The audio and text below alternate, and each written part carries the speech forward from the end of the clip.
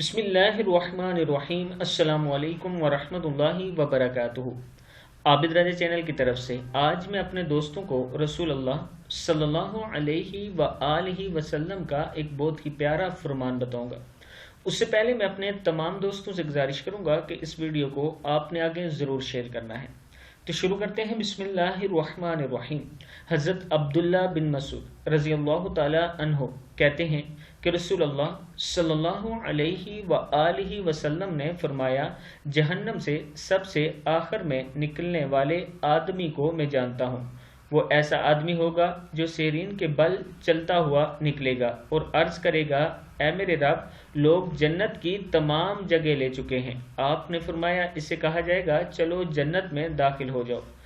آپ نے فرمایا، وہ داخل ہونے کے لیے جائے گا، جنت کو اس حال میں پائے گا کہ لوگ تمام جگہ لے چکے ہیں۔ وہ واپس آ کر عرض کرے گا، اے میرے رب، لوگ تمام جگہ لے چکے ہیں۔ آپ نے فرمایا، اس سے کہا جائے گا، کیا وہ دن یاد ہے جن میں دنیا کے اندر تھے؟ وہ کہے گا، ہاں۔ اس سے کہا جائے گا، آرزو کرو۔ آپ نے فرمایا، وہ آرزو کرے گا۔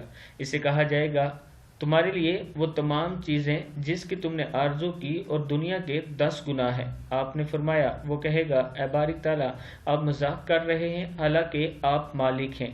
ابن مسعود کہتے ہیں، میں نے رسول اللہ صلی اللہ علیہ وآلہ وسلم کو ہنستے دیکھا، حتیٰ کہ آپ کے اندرونی کے دانت نظر آنے لگے۔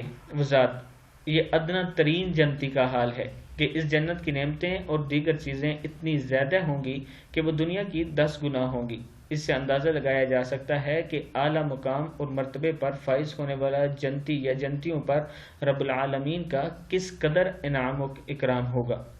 ترمذی کی یہ حدیث ہے، حدیث نمبر 2595 ہے۔